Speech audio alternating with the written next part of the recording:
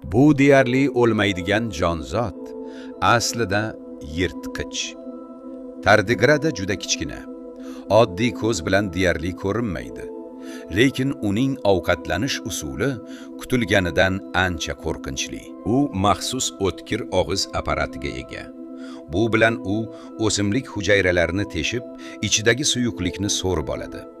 Lekin bu hali hammasi emas.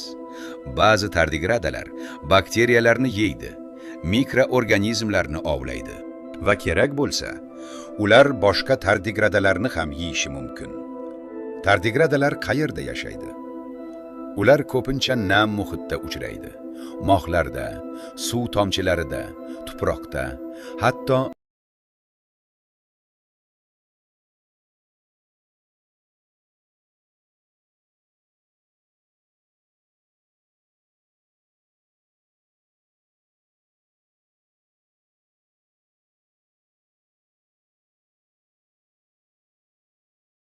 yer yuzidagi eng noodatiy mikrojonzotlardan biri deb ataydi.